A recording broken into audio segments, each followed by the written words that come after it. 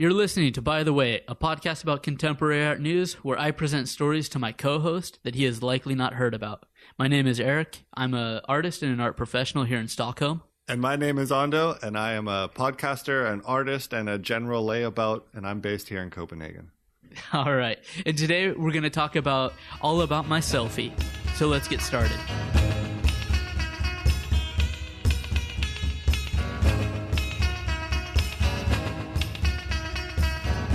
All right, so on this episode of By the Way, we're going to do it a little bit different. Past ones, it's been me typically telling you news stories that you didn't know anything about. This one in particular, I had to send you a video.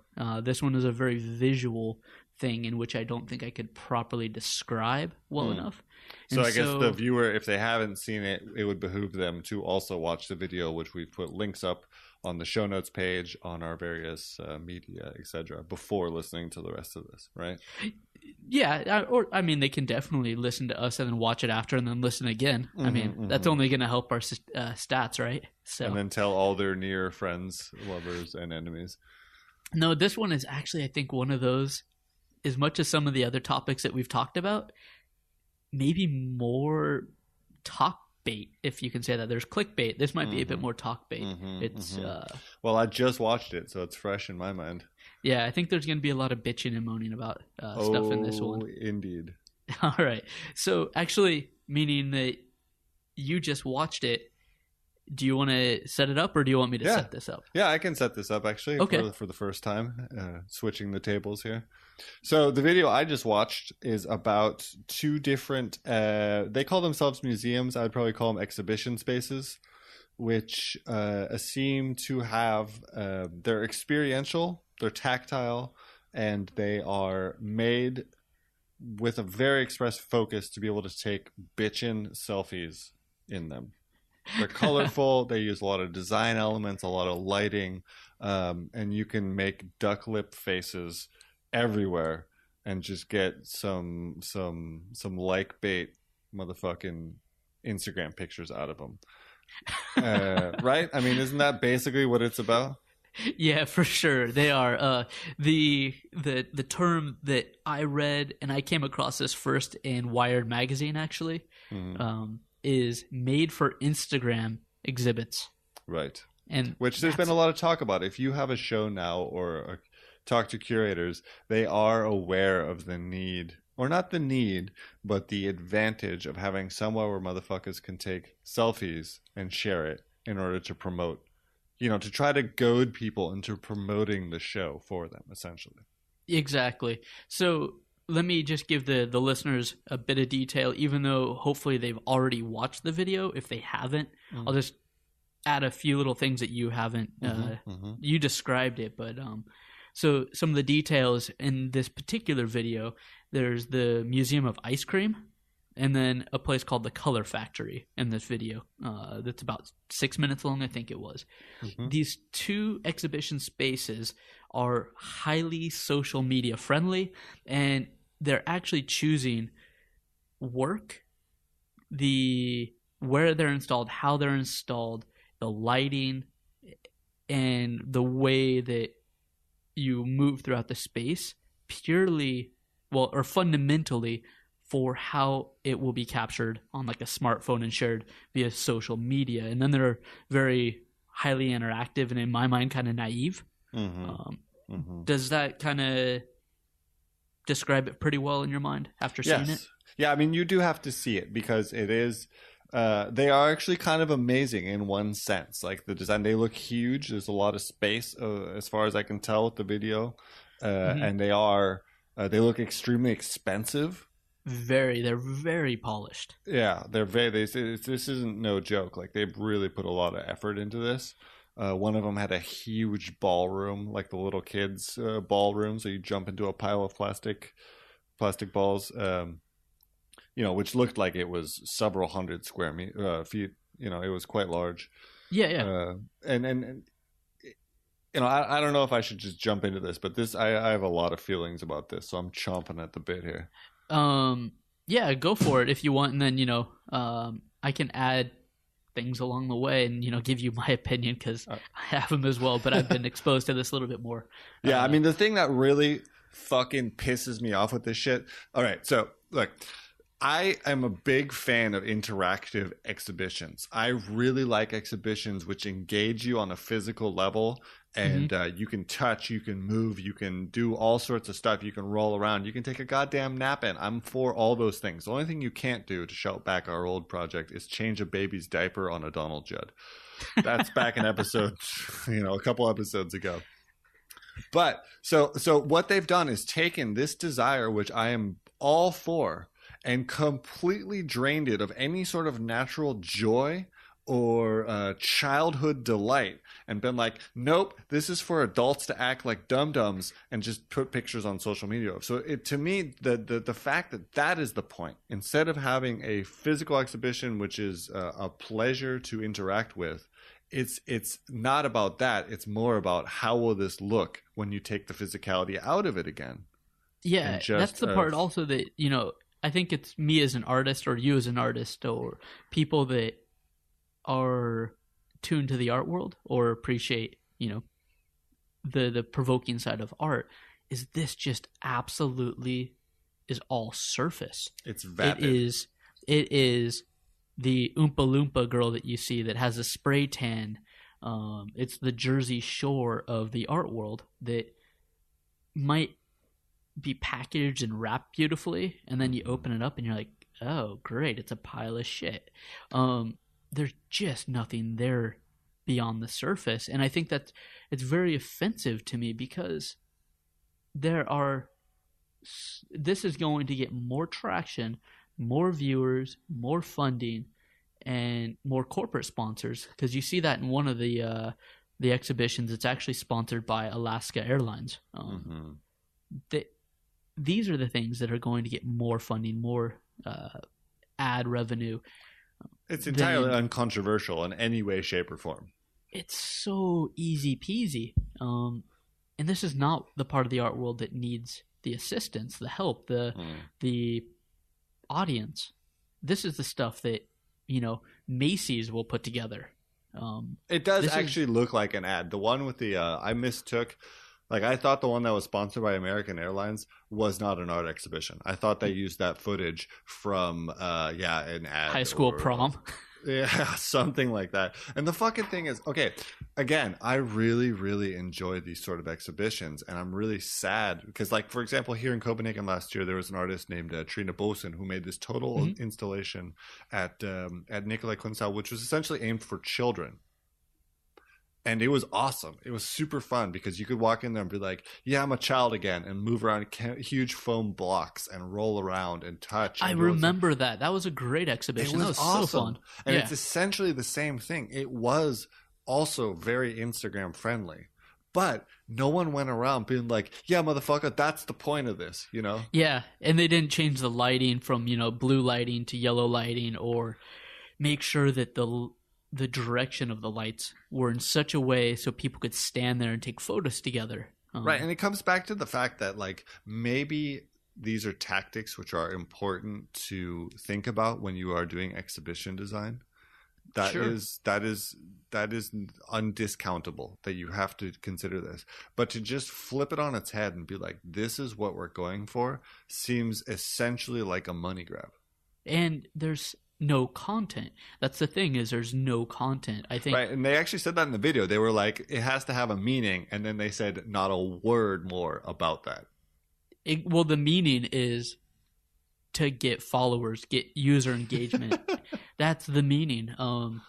You said something very childlike when you were at Nikolai Kunsthal, that it kind of made you feel like a child again. And I had the conversation. I showed this to my wife as well and said, what's your reaction? And sure enough, she said exactly the same thing that I did. This is essentially, it's a children's museum for adults. Yeah. And children are not allowed. Right, because they're not taking selfies. They actually want to touch things and play with them. Absolutely. They're actually the ones that are playing in that ball pit the way that the ball pit is intended. It's the adults that are like, I don't want to embarrass myself and play like a kid in the ball pit, but I want to look like I'm in a ball pit and get a photo of me looking as if I'm so youthful and young and carefree. And it's so devastating in the video too, because a lot of the footage is actual people taking the selfies and like trying different faces on and, you know, posing. And there's really nothing as depressing as watching a goddamn adult make duck lip faces from various angles and lightings into their phone. Like, it's just, for whatever reason, call me a Luddite, I feel like this is taking away from the experience. It also relates to something I read recently, which was that if you there was a study done that if there's a smartphone in the room, people have a tendency to be cognitively less sharp. Just in the room, not even looking at it. But if your phone's there and you know it's there, it can take concentration away from whatever it is you're trying to be doing. Mm. And that to me is shocking, because I ride the fence on the technology. I think there's a lot of really powerful, amazing tools that have come out of this ability to have a computer in your pocket on this level. Well, I mean, you and me, or you and I, sorry, we're actually sitting here. I'm using my iPhone video chatting with you so that we can do this. There's no way we could execute this podcast, which is about art and contemporary art and culture and politics, without the basic parts of these new technologies. It's tremendous. Absolutely. Yeah. And so it's really more of a question not about the technology, but about social media and human behavior on social media, right? Yeah. And the question is whether there will be some blowback. The question is, are we getting dumber, or is this just the thing that happens when new technology comes out? I mean, motherfuckers flipped out when VCRs were invented too. So the question is, like, is this real or not? But it does seem to me, to some degree, like it's an excellent tool to skitter across the surface of anything without ever stopping to look at it. Yeah. Or try to engage with it on a different level. So a few days ago, I read a story that was very interesting, tangential to this, but just not quite enough for us to talk about at the moment, that I think you'll definitely have a strong opinion on. It's about IR. So that's the virtual reality type of element that Pokemon Go, the interactive or quasi virtual world. So you sit there on your phone, the video camera part is on, it sees the world around you, and via geolocation can place an artificial object in your camera's viewfinder, essentially. And Snapchat is actually the one doing this. It worked with Jeff Koons to do art installations and place objects in virtual space. And now they're hiring, or what they do, they did an open call for like graphic designers and artists to submit work to this project.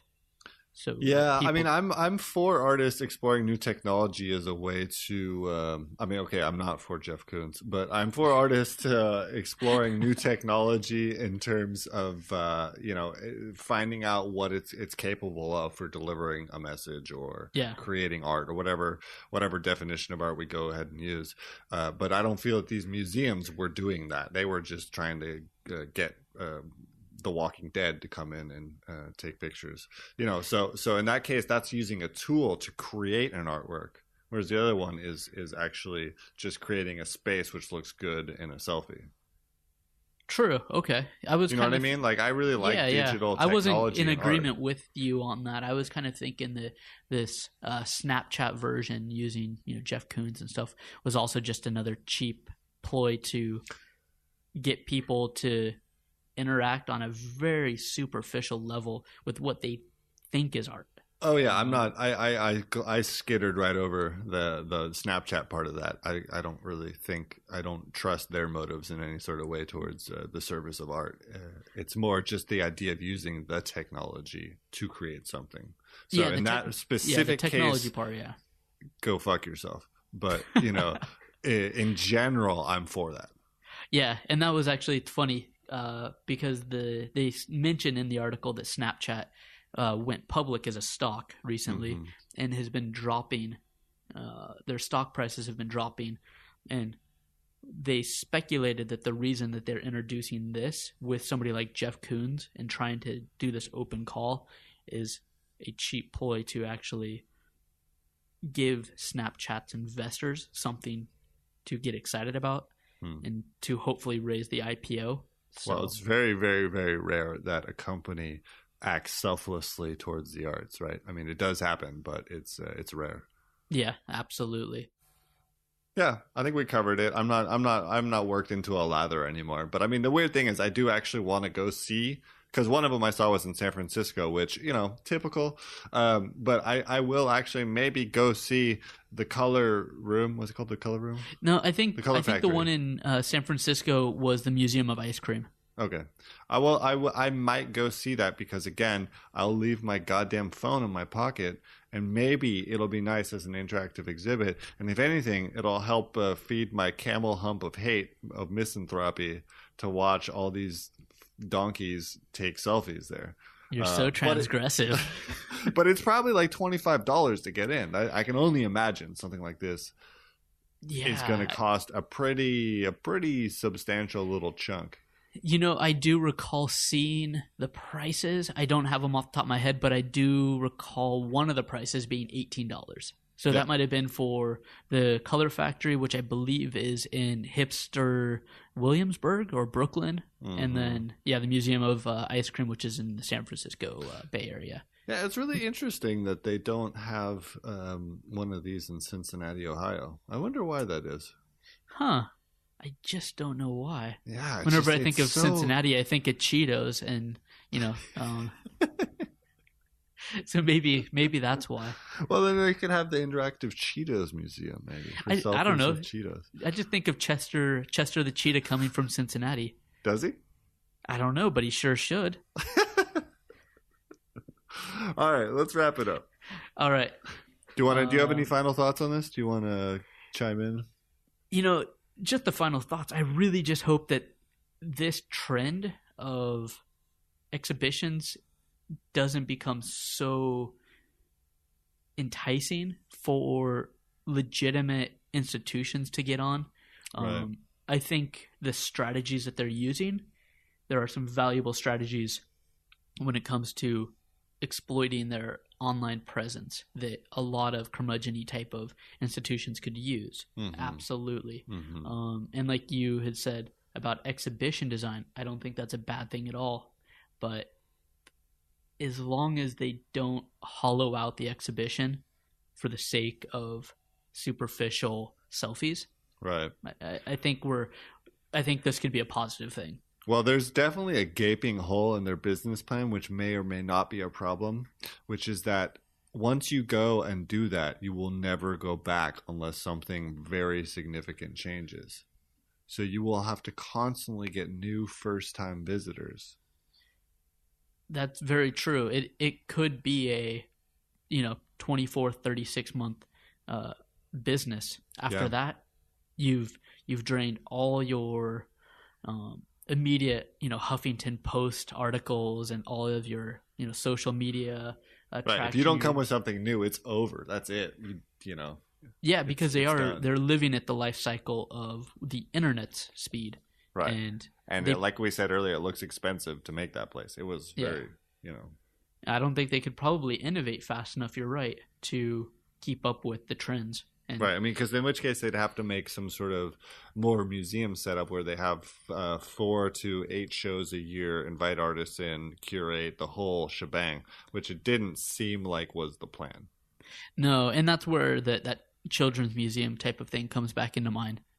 Children's museums tend to be very stable and familiar because they're expensive to build these really beautiful and great interactive children's museums. The exhibitions don't change that often. And there's a reason for that. And I think you're right. I think that these will probably be gone in a few years because of that reason alone. Or this podcast, which will remain online forever, will go down as infamy as 2 goddamn idiots meowing about the future and then getting run over by it. Oh, we'll just delete it like Trump's Twitter accounts. That's right. I mean, that's the magic of the internet.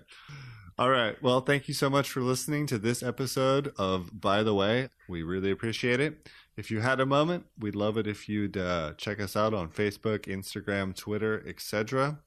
And we'd especially love it if you'd engage with us, write us comments, send us stories, whatever you see fit. This is a discussion. This is not a static object. And since we're on the topic of cheap marketing ploys, why don't you jump on over to iTunes and give us a rating, tell your friends, put it on your social media, whatever. Help us spread the word. Take a duck face selfie in front of you listening to this podcast. Download it on your grandma's iPhone. Yeah. So, any help getting it out there is very much appreciated. Yeah, thank you guys very much for listening, and we'll see you guys in about 2 weeks. Yep, catch you next time.